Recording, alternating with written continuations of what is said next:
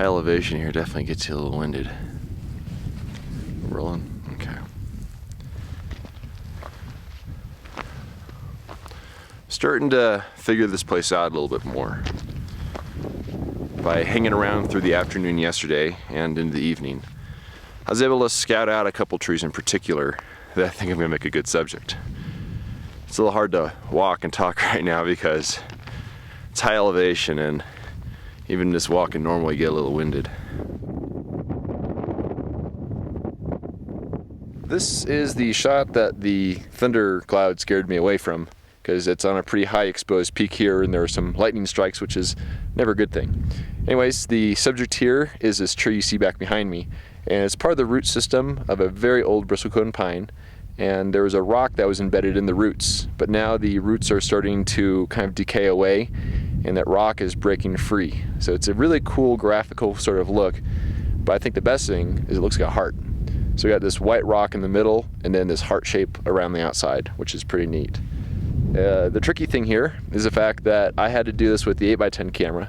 I had to overextend the lens, and then the camera becomes extra sensitive to wind. And being that there were thunderstorms in the area, yeah, there was a bit of wind going on. But I think between all the shots I took, at least 2 of them were when the wind was very calm. And I think this nice subdued light is very ideal for the subject.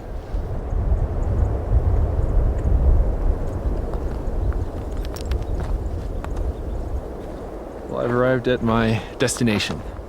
I'll say that one of my motivations for coming up here to the bristlecone pines was to check on a subject that I photographed back in 2012. And I found this really cool subject. It's a rock embedded within a long since deceased bristlecone pine. Really, really beautiful. And the depth of field's really challenging with it. So I shot it at f/64, but I always regretted I just didn't have quite enough in focus, and the areas that were in focus were really affected by diffraction. I felt like it could have been better. So since then I've learned that focus stacking is something that is actually possible with large format. I did a shot up in the redwoods and it actually worked out pretty decent. So now I'm heading over to that particular subject and see if it has changed at all and see if it's possible to perhaps do a focus stack on it. And here it is. That's the subject right there. Yeah, it looks pretty much the same. I mean, it's been quite a while, but it's still looking really, really good.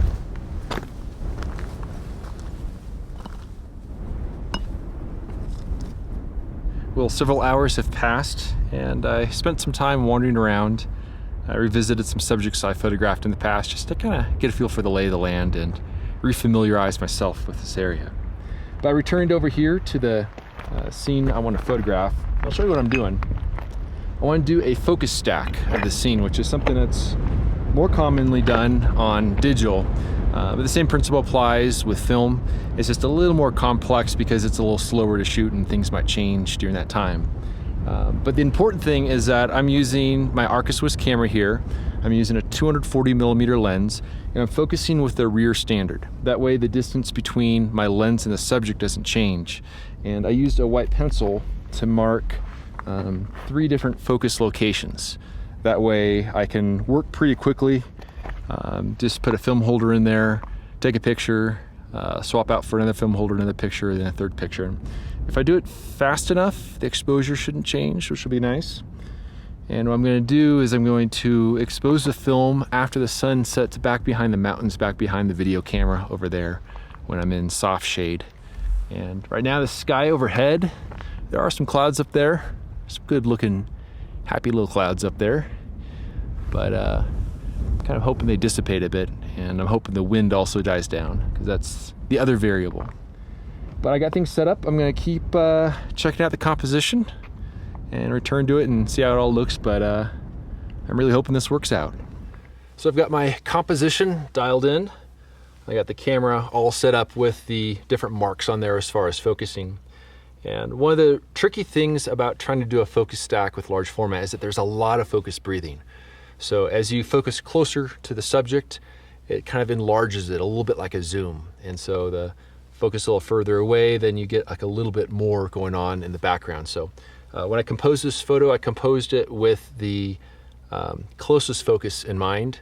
And so I'll get a little extra image on the other images. So I'm gonna do 3 photos. Hopefully that'll be enough. They're all gonna be f/45. And the skies overhead right now, there's some clouds out there, a little bit more cloud than I would like to have.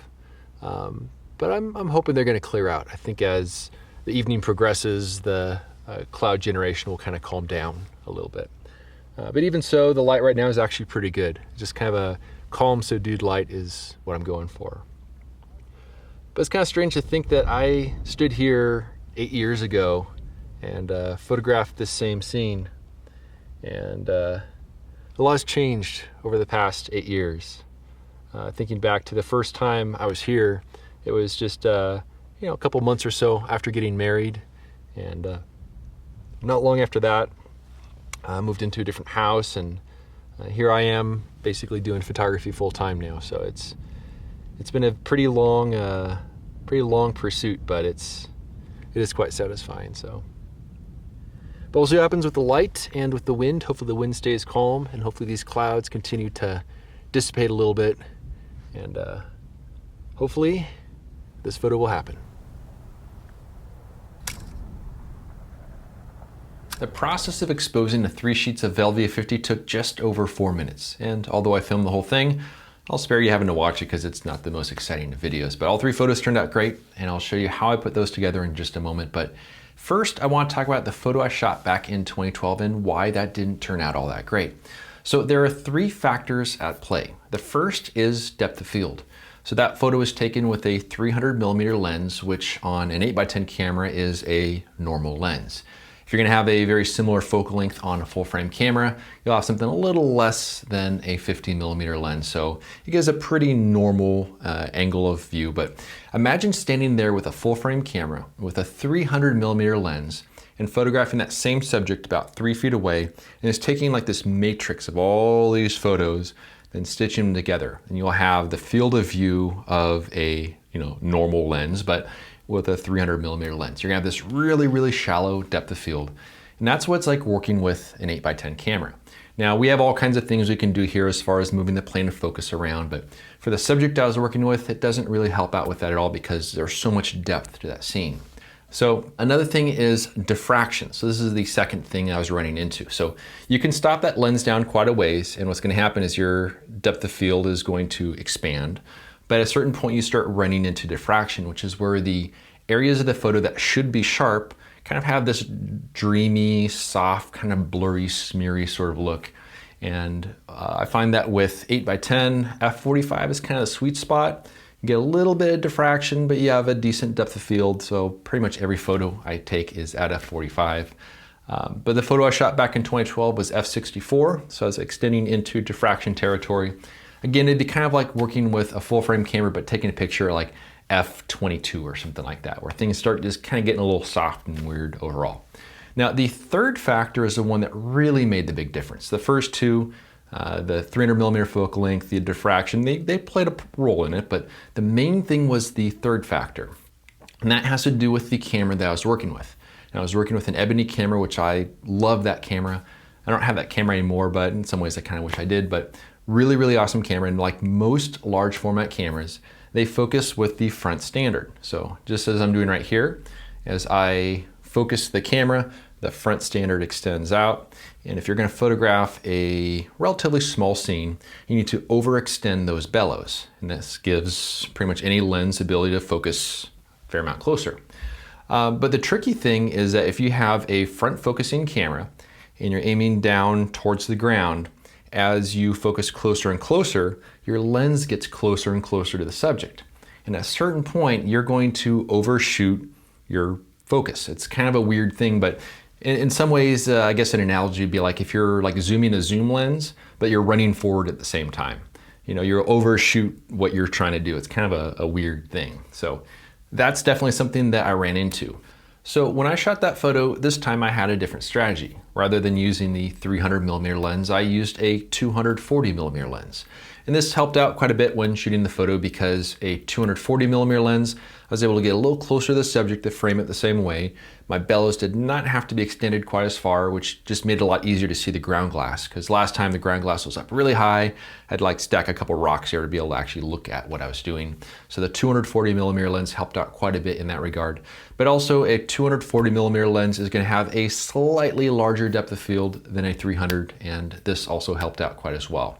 By doing a focus stack of 3 different photos at a better aperture, f45, I have a larger depth of field because of the focus stack, and each of those photos was taken at a better aperture, f45 versus f64. But the primary thing I did differently this time is I used my Arca Swiss camera, which allows you to focus with the rear standard. This way, the lens stays the exact same distance away from the subject for all 3 photos. It's just the back of the camera that is changing for the focus. And this helped to avoid that sort of overshooting the focus sort of situation. So that all being said, let's take a look at those images on the computer. I'll show you how I combined them for the focus stack. So I went ahead and scanned each of those 3 sheets of LVA50 with my Epson flatbed scanner. And when I scanned them, I made sure to use the exact same settings. So any differences we see between these images in terms of the brightness or the color will be differences within the film itself. And this is stuff that we can correct for. There's also gonna be some differences between these files in terms of the exact framing because of the focus breathing. And when I scan the images, I scan them relatively flat with relatively flat color and contrast. So I have a lot of information to work with. So these pictures look a little bit drab right now, but we'll work on that kind of at the end. So here are the 3 images. I have them loaded into a single Photoshop image with different layers here. So this is the top focused, this is the middle focused, and then this is the far away focus. So you see that there are some definite changes within the framing here, and especially between the last and then the middle image, you'll see some differences in exposure there as the clouds are kind of moving around. But that's all stuff we can correct for. So the first thing we need to do for doing this focus stack is we need to align all these images so that they're exact same size and all the features line up. And this is where we can have Photoshop do all the heavy lifting. So if I select all the images, all the layers here in this image, and if I go to Edit, Auto Align Layers, and click OK, Photoshop is going to take these 3 images, it's going to line everything up so that we can do this focus blend a little bit better. This process is the same whether you're going to be shooting digital or film, though at least with digital, you're probably gonna have much more subtle focus breathing between the images. This process will take about a minute or so. Let's jump to when this is done and show you the end result. So this is the file that Photoshop generated. So we have the 3 images. As you see, if I turn these layers off, you see that they line up really, really well. What you'll see mostly is the outer bounds of the image and how the one that's focused a little bit further away has a little bit more image to work with. And then this is the middle focus, and this is the top focus. And when I composed this image to begin with, I composed it for the closest focus so that I have plenty of information to work with here. Now what we need to do is we need to make sure that these images are going to visually look about the same before we do our blend. So each of these layers, I have a curves layer to adjust the appearance. So now if I switch between these layers, you'll see how the differences are not as dramatic as they used to be. There's still technically some subtle differences, but it's not all that big of a deal. But what's really cool now is if I zoom in to this little area here, so this part stands quite a ways above the rest of the image. So you can see this right here is the top focus layer.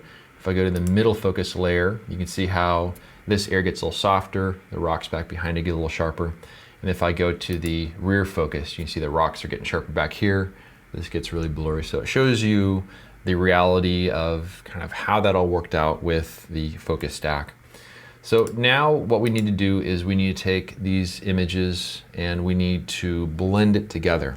And for this process, I didn't want to do an automated blending just because this is such a 3-dimensional thing and I felt I could do better by just using layer masks. So what I'm going to do is I'm going to show you the end result, which is right here.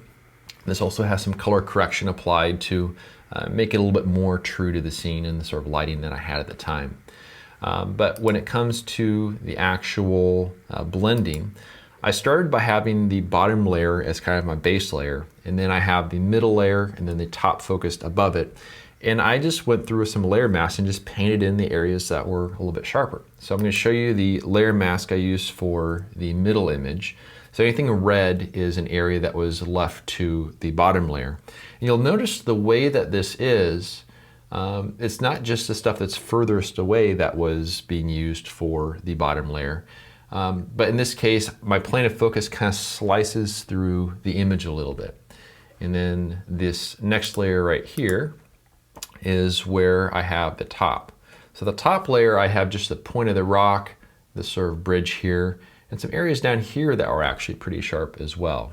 And it really didn't take all that long to put together, and now I have sort of the best of both worlds.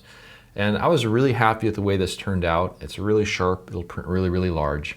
And I'm sure some of you are probably curious about that first photo I shot back in 2012 and how does that look compared to this, and especially after the passage of 8 years. So this right here is the original photo I shot. And you see that the lighting's a little bit different here. There's a little bit of a stronger glow coming from the left, so you see that kind of reflected in here. But it's not a terribly sharp image compared to really what it should be. So if I go back to this is the new one here, you see that we have a little bit of a gap there, or that some of that wood has disappeared. And so I was really happy when I got there to see that this connected part was at least still there, because it really would have been a bummer if that was gone. You also see that some of the areas over here on the right side, and this being the most recent one, you see some of those dark areas have been enhanced a little bit as well. But it's kind of a fascinating old time capsule to see what has changed with this scene over the course of 8 years. And I think my latest version here, it's a bit more refined, a bit more nuanced to the color, and certainly a much, much sharper file. So I'm really, really happy with the way this turned out. But I want to thank everyone for watching, and we'll see you around next time.